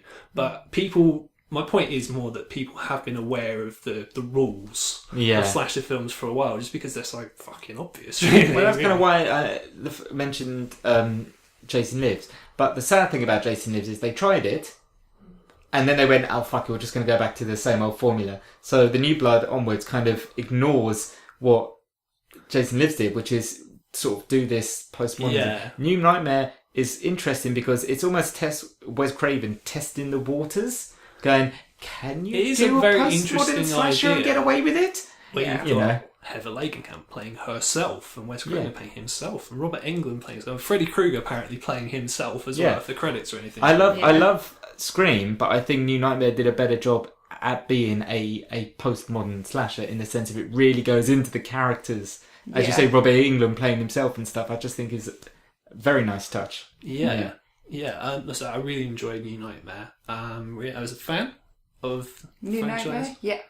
Definitely. Okay, so it's a weird one the way it always makes its way into a Nightmare on Elm Street box set. Because you're kind of like, it doesn't work, but it does work. I think that's why most people tend to almost just start from Scream and say Scream's the first one, because New Nightmare is this, as I say, it's Wes Craven testing the water, not quite sure what he's like, I've made something, I'm not quite sure what it is though. Yeah, exactly. Is it a sequel, or is it a reboot, or is it something else, you know? Yeah. And Scream is always the first one that's jumps to mind, yeah. Now, Scream, we may as well move on to it. I really like Scream. I think it's probably one of the very first slasher films that I saw, to be honest. I mean, I really like it. A lot of people, I mean, I don't know if this is kind of, because it's 90s, it feels very 90s, doesn't it? Feels very Generation When you go X, back and watch it, it very has snarky. dated. Everyone looks like they're in Friends. They're wearing those clothes, those 90s, that 90s Some look. of them were in Friends. But yeah, exactly. True, Yeah. Exactly. Now, Tom Cannon, friend of the show, is his favourite slasher film of all time, because I think it came at that time in his life. And same with So me. nostalgic. Very nostalgic. Yeah, not really a fan myself. I can see the value of it in the slasher genre, and it's the first self-aware slasher that points out the rules, you know. Okay. To make this a little bit more fun then, so is this the only good slasher from this period? Because we've got I Know What You Did Last Summer, which I don't like. Yeah. In fact, if you watch Scary Movie, which is another kind of slasher parody, obviously it makes fun of Scream, which I find a bit pointless because Scream is itself a parody of slasher films. It's more effective to me when it's making fun of I Know What You Did Last Summer, because, I don't know, to me, I Know What You Did Last Summer is just a bit shit. Like, there's a scene where the killer, like, hides a body with all these crabs in the boot of a car, and then Jennifer Love Hewitt finds it, goes to tell someone there's a dead body in the boot of this car, goes there like a minute later and they've all gone somewhere, which is ridiculous. It's like, how has this possibly happened? This is my least favourite period in slasher history, because it's consumed itself, is what's happened here. So Scream is the beginning and the end of the postmodern slasher, in my opinion, because it kind of goes, we're gonna poke fun at slasher films, but once you've done that, it's very difficult to go, okay, now we're gonna do serious ones. Yeah. You know, and so that's why even the Scream sequels don't quite They're work. less good, yeah. Because when the guy explains the rules in the first one, he kind of spontaneously jumps up and starts talking about the rules, and then the other ones he's planned them out and even sends a videotape once he's dead. Yeah, exactly. And the third one he's dead, and but all the films are a little bit too polished. Yeah, for my taste. It feels like it's dried up a bit, and I didn't really like the fact that it was poking fun out of horror and slashers. I get why they did it, and it's, like I said, self-aware, and it's quite clever. But yeah, the 90s was not really a great era for horror. It really feels like it's struggling at this point. Scream had massive popularity, and it's definitely the best of this era. Yeah. But there's very little else that I do like. Yeah, because you got, Bride of Chucky, if you classify that as a slasher film. Yeah, I mean, you know, I like right. it, but it's not like anything that's just kind of, you know, groundbreaking of its time. What's odd is okay, so that we just to recap, that the first sort of period of slashers, that kind of late 70s up until Nightmare on Elm Street, gritty, realistic, people get bored of it. Then they go supernatural, and then the killers become almost these celebrity things you get slapped on the side of lunch boxes and in computer games. People get bored of that, so then they start poking fun at it. What do you do after that? Cycle repeats. You know, and all those 90s ones, when I say they're too well polished, you know, the early ones, maybe it's because they're low budget, or maybe it's because they're old. From the 70s, they just seem a little bit more real, and the characters, they're not all supermodels. In all those 90s ones, everyone is sexy, and everyone is well dressed and lives in a massive house. Maybe I'm jealous. I don't know. This is the cool thing. It's too cliche, isn't it? Yeah, this is the cool thing about like exploitation cinema, is the people in them look like real people who you meet on the street. Whereas, from this point, this is one of the things I kind of blame Scream for, is like, now you've got to put like hot young famous people in your films, and you know, like fucking Paris Hilton. Paris Hilton, or like Busta Rhymes, isn't he in a Halloween fucking film? Busta And Rhymes. fucking That cunt Busta one of Rhymes. Destiny's Child in Freddy vs. Jason. What the fuck happened to slasher movies? Yeah. Yeah. I was a bit pear-shaped for a while. Yeah, I mean, I should say, I really like Scream. My views are slightly more optimistic compared to everyone I love else. Wes Craven. I understand how it was groundbreaking making this, Yeah. but it's not something that I like to watch again. But What do you guys think? I don't know again if I'm jumping the gun. What did you guys think, honestly, of the Final Destination films? Oh, Because I they love often them. get included. And I then, love them, yeah. what do you mind if I ask? Like, Well, because it's a bizarre one. Because you go, who's the killer? Well, a lot of people don't like Hostel films, Saw franchise, and Final Destination, and for me, those are ones that I would repeatedly go back and watch because I like the concepts. I like the creative deaths, and it's a great thing to watch on the big screen. Guaranteed to get a thrill by watching it, and I just like the formula. Final Destination, out of all those ones that you had at that time, I know we did last summer, Urban Legend, Final Destination, that bunch. Final Destination, the only one that I wouldn't say I like them, but they definitely piqued my interest because I went, are you seriously telling me that there isn't a killer? Yeah. That it's just fate? Yeah. And they're like, oh, it's death. I'm like, oh, great, so we see it's the Grim Reaper. No, you don't see, it's just, things happen. It's a Grim Reaper film, kind of. It's death. But it's the only one where it kind of does something a little bit clever or different by being this force of nature instead of this actual person. Actually has been done before, like an evil spirit in that film called Boogeyman that we watched. yeah, So it's like Invisible Killer, which is even more difficult to predict. But yeah, effectively it's a Grim Reaper-esque type film. Yeah, and when I say you don't see the Grim Reaper, I mean he's not like walking around with a little, No. he's not wearing a robe, skeleton It's a face, force, it's a force. So I just kind of, even though they're not necessarily my cup of tea, I'll give them the respect they deserve, is that they didn't just go, well, we'll give a guy a hood and a fish knife, Scythe, yeah. or, just, it was totally different. I love those because they are different. And I think they made successful sequels. Yeah. It was all on par, which is unusual because the first one they're all basically wasn't all the same, that. though, Yeah. aren't they? Wasn't all that different. It wasn't like the first one was like knockout and then the rest of them were like weaker. They created this formula and they stuck to it, and every time it was, very similar. It feels like almost its own little beast, whereas Urban Legend and stuff feel like they're kind of trying to recreate something that had happened before. Okay, I mean, I don't necessarily agree that Final Destination is a slash film because it's not a person. Where's the slash element? Where's the stalking element? It doesn't really work in that regard. So we're going to move on to the current millennium, the current sort of time that we're in now, and we're going to start off with that very popular topic. I'm sure this will be very heated. Is that term remakes? Which everyone's favourite topic. I'm just going to come right to the chase. Are any of them actually any good, or are we just assuming they're all shit? Just on the wider issue of remakes, I know I'll take one for example that isn't a slasher but often gets thrown in. The Hills of Eyes, right? Yeah. Hills of Eyes remake, I'd actually say it's quite a good remake. Yeah, agree.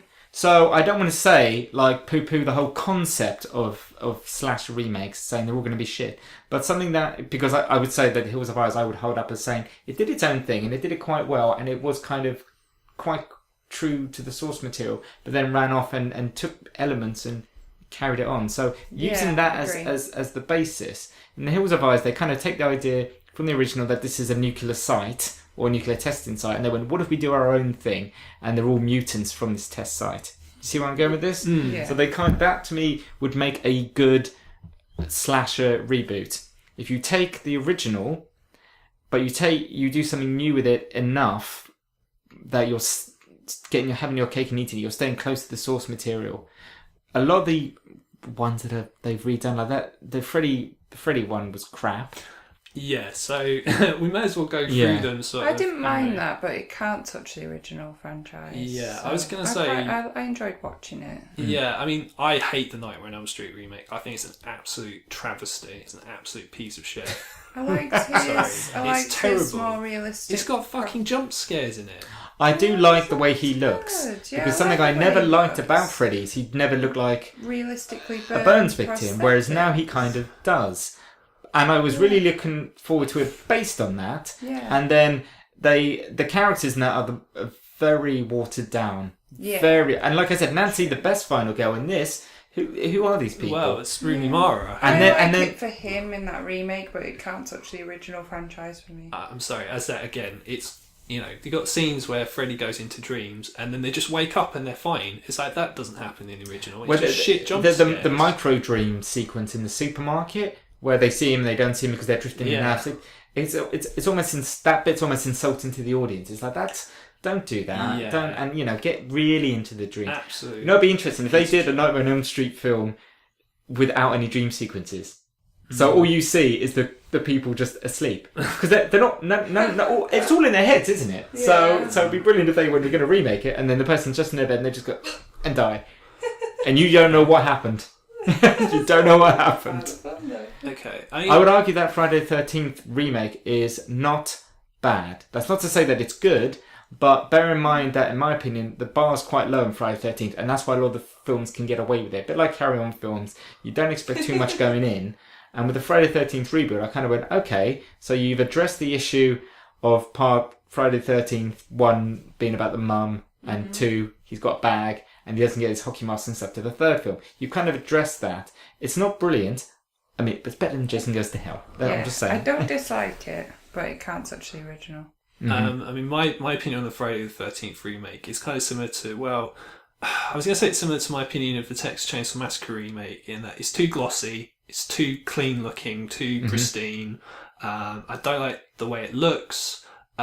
Jason, suddenly he has tunnels underneath Camp Crystal Lake, which is a bit stupid. That is a little bit silly. Most of the characters are so fucking unbelievably obnoxious and annoying. Not even in an enjoyable way. They're just all utter cunts. And the only good thing about it is there was one of the girls who had really nice tits. I'm sorry that's misogynistic, but that's kind of one of the only things that I liked about it. Really, other than that, I think it might be. It's right at the beginning of the film, and they did something with Jason, and they made him not a complete and utter brainless walking zombie, and that is that the bit where the person comes back to the camp. And there's the sleeping bag over the fire. Yeah. And then the person goes up to it and steps into a bear trap. Yeah. And basically Jason set up a trap. Because if you watch part 2, Jason is this wild man who lives in the woods and he's learned how to sort of trick people and hunt. Jason's sort of self-taught. And so that film, they go too far with the tunnels and all that kind of stuff. But Jason is not just a blank slate. He's not brainless. In that moment where he sets up a trap for someone to fall into, goes to show that Jason's actually a thinking human being. He's capable. A lot of those remakes, though, I mean, I think I haven't seen the remake of My Bloody Valentine, but I've heard good things from the right people, apart from Greg, obviously. Good things from the right kind of people. Yeah, but it's good. No, I'd say it's not as good as the original. It's kind of less mean-spirited than some of the others. Again, it's too pristine. Some of the 3D effects, I only saw it for the first time very recently. Some of the 3D looks so stupid. Like now, but it always does. Just looks. I mean, Friday 13 Part 3, the 3D, you know. Yeah, but the 3D looks worse than the 3D in that one in Friday 13th Part 3. It's like it looks so stupid because it's all CGI, and CGI 3D, sorry, just not as good. A couple of the other remakes. I mean, Halloween. May as well touch on that one. I don't hate the Halloween remake as much as some people do. Yeah, it's Rob Zombie's tried to do a Rob Zombie film as Halloween. I think he kind of did, in my opinion, he showed too much of Michael Myers' backstory, but then he kind of, past the halfway point, he copied the first film too much. So he almost kind of fucked himself over both ways. It's a decent film. I like what he's tried to do with it, but again, can't touch the original. And it's not Rob Zombie's best film, but I still liked it. To kind of play devil's advocate and defend Rob Zombie a little bit, with Halloween, I guess, as you say, he fucked himself both ways. He was trying to do that thing that I was saying before about sticking to the source material because you want to honour the source material, but at the same time you don't want to be accused of just repeating it, so you want to do your own thing. Yeah. So he's kind of gone, okay, I don't want to just do Michael Myers with no story like Carpenter did. I want to give him a little bit of a backstory, but then he perhaps did too much Way too much. And that's far what. too much. And something I feel sometimes I feel sorry for these directors. I'm just going to sticking with this subject matter, but instead of saying which ones work and which ones don't, I think by and large most self-respecting horror fans will kind of almost categorically stick to the party line and say I don't like any of them. Yeah. So I feel sorry for these directors because often they're just trying either A, to get into the business, or B, they're a massive fan, the horror fans themselves. Like, you know, and they is a huge they often want to apologise for their remakes and go, look, I'm sorry, I really liked, Straw Dogs, or I really liked Last House on the Left, and I was just trying to, share my fandom with you people. Yeah. I'm really sorry I pissed you all off. Yeah, exactly. That's exactly what Rob Zombie's doing. It's a tough one for these guys because you kind of feel like you've made a deal with the devil. You want to be a fanboy, but you're also shitting all over the thing that you like as a fanboy. So, that's your pound of flesh. I'm going to be nice to Rob Zombie for a change. Ooh. One thing I will say about it, I actually think of all the remakes, bar one, which I'll mention in a minute, is actually the best of them. Ooh. Because he's tried to do a Rob Zombie film. It's not some, like, the Texas Chainsaw Massacre remake, which a lot of people like, but I think it's boring. See, I heard that was good, but I don't know. I haven't seen it. I don't like the way it looks, and it's boring. Mediocre. At least he's made a interesting looking film. He's made his own version of Halloween. It's not some soulless corporate copy. Yeah. And if you are going to do a remake, you need to a degree, put your stamp your impression on it, like Cronenberg did with The Fly. You can't. Yeah. If you make it too similar, like that Psycho remake, it just kind of gets lost. And he definitely has his very own unique style, and it is suited to that film. So yeah, I like it. Now, my favourite remake is... Did you know there was a remake of Silent Night, Deadly Night? It's called just Silent Night. I haven't seen it, right? But when in research for this, I was surprised by the amount of remakes that I wasn't aware of happened. There's an April Fool's Day remake. I hadn't seen it, but I looked into it, and there was a... Was there a Black Christmas remake? There's a Black Christmas remake. But no one seems to know about them. They just kind of got made and then gone. No. Straight to video. Yeah, the Silent Night Deadly Night remake, the reason I like it is it's, the first film is not exactly like, it's like with My Bloody Valentine, the first film is not exactly like held as some like, art film that like, it's, no way, how dare you sort of remake this. It's Silent Night Deadly Night. It's got Malcolm McDowell in it, which is interesting. Always good. It's always good. I love him. It's got Jamie King in it, who appears in about 800 of these sort of horror remakes. And the kills are very, very vicious. They're so vicious. There's a woman being fed into a wood chipper as one of them. Head first to put her out of misery. Legs first. Oh, that's the worst way to go into a wood chipper. Yeah, it's very, very violent. And I actually quite enjoyed it. I thought it was quite fun. It was very different, and I quite enjoyed it. In terms of a remake, can I just ask? Because I haven't seen the remake of that. Something I wish they had done more of, and one of the reasons why I didn't like Silent Night Deadly Night is they go, his gimmick is when he's dressed as Santa is he's going to punish people who are naughty. Yeah, but he doesn't really do that. He kind of just kills anybody.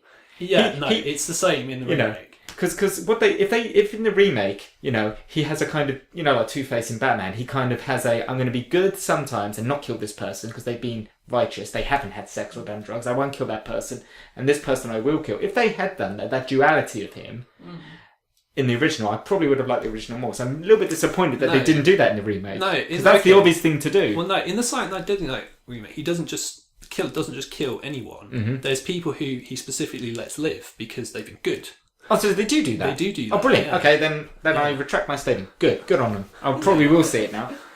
The worst remake by far is the Prom Night remake, which is a piece of shit. Ooh. Absolute piece of PG-13 shit, starring Idris Elba, which most people don't know.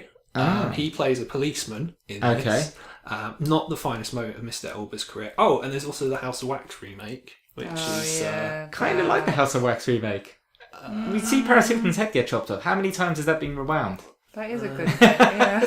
It's basically with that one, it's not House of Wax. If they called it something different, you wouldn't go, this feels very familiar to the Vincent Price film. They could have called it... It's so different. Yeah. It's actually probably closer to like Terror Trap, really, than House of Wax, to be honest. It's so different that it's not really a remake. It was okay. It's not amazing. To be honest, there are worse examples. In terms of that, your point about the PG-13, what's a little bit disappointing now is that they make them so to get that younger audience. So very little blood, get in the cinemas, you get the really young kids, and then you get the CGI blood. It's not the same. You know, although the 80s and stuff was characterised by things like the video nasties and the censorship and all that kind of stuff, proper exploitation. They just don't do misogyny like they used to, Greg. No, you know? no. Apart from Greg, who comments on nice tits. Apart from the nice tits in the remake of Friday the 13th. Come on. They were very nice tits, in fairness. Anyway, moving on from that. Moving on from tits. From tits, exactly. Which is one of the reasons to watch these films. No. Moving away from remakes. How about no? Just to sort of wrap this section up, there's a couple I just wanted to sort of mention just in passing. You're Next. Is that awesome. It's a great slasher. It's brilliant. That is a proper old school slasher, isn't it? You know, so with good. the mystery and that. the grittiness. Brilliant, yeah. And it's got that trope of phones not working and they're out in the middle of nowhere, which is perfect in slashers. No, I'm a huge fan of Your Next. I think it's an amazing film. Couple of others that I thought were at least worth discussing. Curse of Chucky. People say that's like kind of like a rebirth of, you know, the Child's Play franchise. It went from being really jokey in the 90s to they've tried to go back to more vicious. So they kind of rebooted it. Yeah. Is that the one that was at Fright that you guys saw recently? Yeah, No, I saw it on the opening night. Oh no, that was The one before that. Oh, Cult there was of Curse Chucky. and then Cult. Cult, Yeah. Curse I kind of liked. You can only, I guess, enjoy it by excluding the last couple of funny ones. You know. Yeah, except Chucky had a CGI face. Oh yeah, First you half didn't of it, like. which Are you old school, Greg? You're like, I want animatronic puppets. It looks stupid. Or nothing. Yeah, he's an old school kind of man. Yeah, exactly. I'm very old school. I'm an old man in a young man's body. What can I say? Like Freddy in Part 2. Oh god, yeah. Yeah, less said about that, the better, I think. A remake I forgot to mention, which is absolutely atrocious, is there was a remake of The House of Sorority Row called just Sorority Row. It's fucking awful. Don't watch it. I just wanted to put that out there. And finally, not to again end this on a bad one, has anyone seen Texas Chainsaw 3D? I did, yeah. I was not a fan. A long time ago. Like I said earlier, the Texas Chainsaw Massacre being this sort of proto or pre-slasher, trying to make it a slasher seems to consistently fail. Stop trying to make Texas Chainsaw Massacre a slasher, it's not. Yeah. That's what I would say to that. It's a different beast. It's a different beast altogether, as you say. Cool. So just to wrap the show up, I thought I'd do some hot takes. Yeah, okay. So I'll ask you just a few questions based on sort of slasher films, based on what your preferences are. So best villain. So Tom, I'll start with you. Best villain, I am going to go with Jason. I know I'm plugging Friday the 13th a lot, but he's got the disfigurement, of which a lot of slashers tend to have. You know, Burn-In, the Burn-In and Slaughter High, they all kind of go down this route. He's going to be disfigured. Jason kind of was the disfigured villain, and he's done everything. Everyone else is, you know, Chucky, Pinhead. You know what? Jason's been in space. Jason's been in New York. Jason's been to Nightmare on Elm Street. You know, Jason's done it all, and for that reason, he's the best. He's the king. He's the king of rock and roll. He's the king of slashers. Got all of his passport stamps, Yeah, clearly. Freddy Krueger, massive fangirl. But I really love the Candyman. I think he's so scary. So, yeah, Freddy Krueger. Have you done the Candyman 5 times to a mirror? Yeah, when I was a teenager, yeah. And you're still here. Scared shitless. I think that Candyman's a really good shout out because a lot of them stopped being scary, and that's why their franchises died, because they became too much celebrity icons, cartoonish. Whereas Candyman, still to this day, is a little bit spooky. 2 sequels, admittedly. Sequels, but he's still is scary, you know. I mean, I agree with you totally. I'm going to go slightly left field with my choice. I'm going to pick, I don't even know the guy's name technically. Gingerdead Man? No.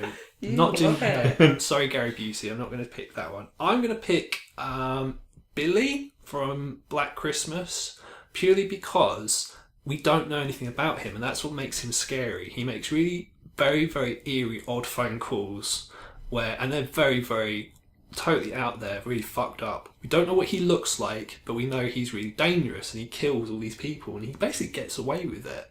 And he's got this very odd sort of malevolent presence that, I get Michael Myers, he would probably be my second choice. He had in like the first film, but then it just through sequels and just repetition gets a bit boring. Jason, though, who is Jason really? He's just some guy. You hate Jason for the reasons I love Jason. He's just a dude. Yeah. He's just a dude. And Freddy Krueger's just a shit comedian, really. At the end of the day, really. Greg, you're fired. Oh no! Fuck.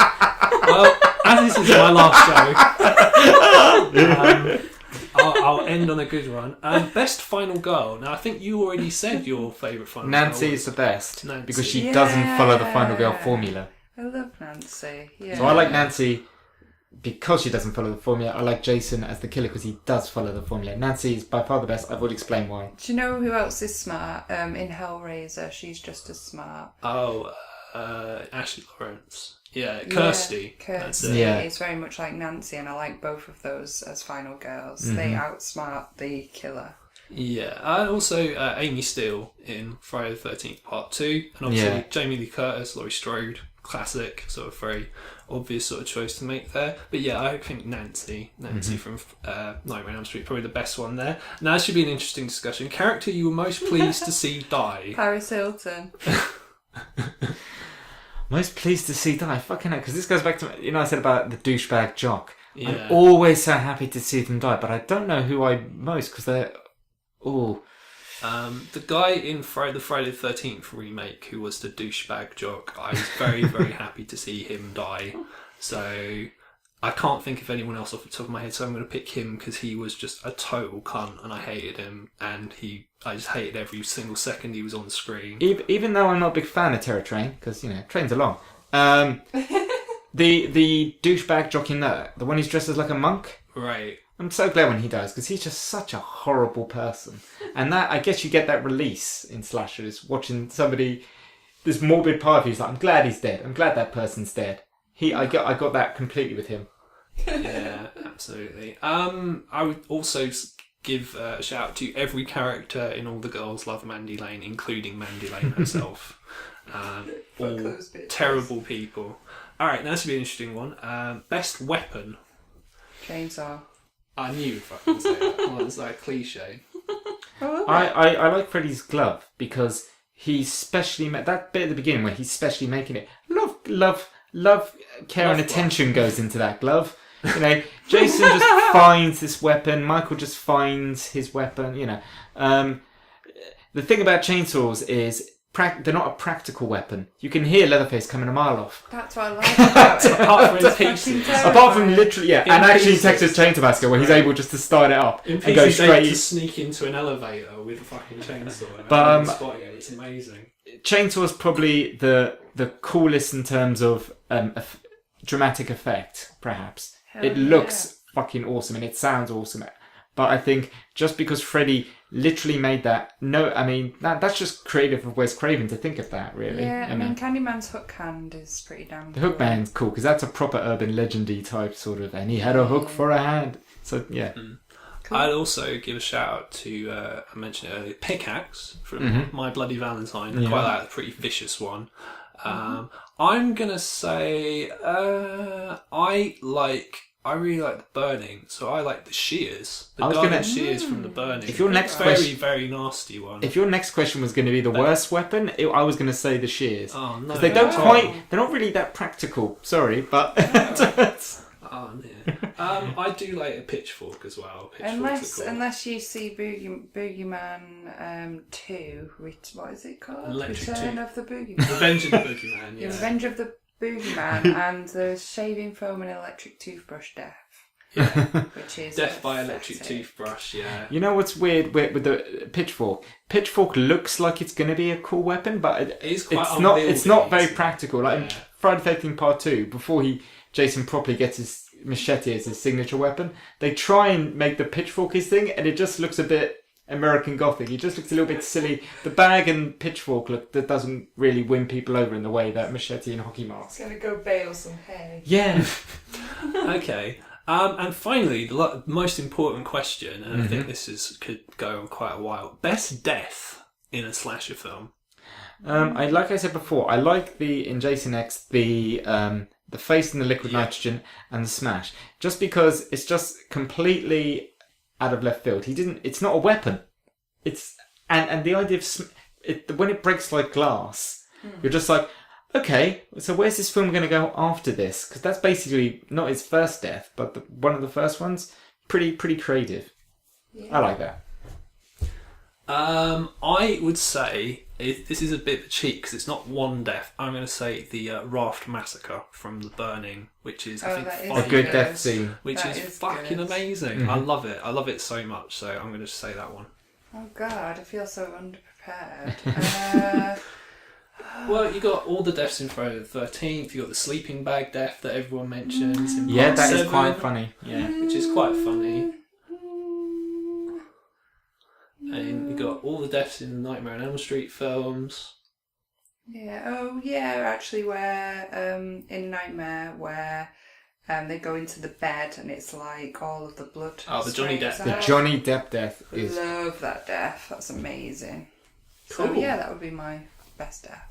Awesome. That feels like a good place to end the show. So this has been awesome. I've had so much fun doing this. I want to thank Tom Dennett-Cook for coming on the show. Thank you guys so much for having me on. I love every second. It was brilliant. Is there anything you want to plug? I'm sure. Well, I know that there is stuff that you want to plug. Well, so there is, of course, the Off the Reels Halloween show. I think it's going to come, though that'll be after. Yes. So we download that podcast. Yes. So download, because by the time this is out, we will have appeared on Off the Reels in Natural Disasters, Force of Nature. Halloween special. So yes, exactly. So we're going to appear on that with your good self and Carl. So regular fans of this podcast, you get all of us again live and with a studio audience. And Carl. Yeah, and the magic of Carl and the live studio audience, folks. If you haven't listened to Mrs. Reviews, who's the highlight. Mrs. Reviews. Everyone, thank you so much. Yeah. Everyone who hasn't listened to an Off the Reels, or perhaps is a Croydon resident and is thinking about coming down sometime, listen to these guys on our next show. I'll link you guys in once it's up, so that your fan base can listen to it. It's going to be a lot of fun. It's going to be a hell of a lot of fun. And it's on iTunes, and in the archives you can listen to the show where myself and Maria met, which was a year ago. Exactly. So there you go. The historical meeting. And you're also on Twitter, aren't you? Yeah. Review Smatterim on Twitter. Off the Reels is on Twitter as well. I'm also helping behind the scenes with Croydon GeekCon, which has had a couple of successful years. Mm-hmm. So it's kind of Croydon's small independent comic book and movies little get together. We had a very successful year last year and we're prepping that this year, so follow Croydon Geek on Twitter and Facebook as well. There's a lot of interesting stuff going on behind the scenes with that. We're going to make it bigger and better than last year, but I can't say. But it's really cool stuff. I'm really into my horror, so I'm hoping to get a lot of horror stuff, but there's a lot of sci-fi stuff going on with that, so watch that as well. Also you need to bring back Reviews from the Outer Rim because we miss it. Yeah. Well, I need to get you guys to do it. If I do it, No, I got my regular. Honestly, if you start doing it again, we will definitely come on, won't we? Mm-hmm.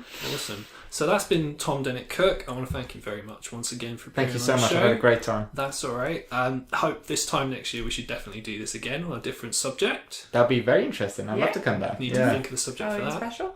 Yes. So once again, my name is Greg Knox, and this is the Lament Configuration. You can find us on Facebook and the Lament Configuration podcast, on Twitter at Lament Horror. You can find us on iTunes if you hate iTunes for whatever reason, because you hate Apple. You can find us on YouTube if you hate YouTube for whatever reason. We're on other platforms such as Podbean, and we're also on we're on other platforms. Yeah, you know where to find us. If you're listening to us by now, you probably are doing it. You probably found somewhere. us. Yeah, exactly. And as always, I have been resident body count girl, not needing to count the bodies today because there were far too many mentions. Far too many. But I am on Facebook as RiaFend, F-E-N-D. I'm on Twitter at Ria_Fend and Instagram as well. And we'll be back next time for another amazing show. Thank you. Thank you. So we're going to tuck into our pumpkin spice lattes because it's Halloween.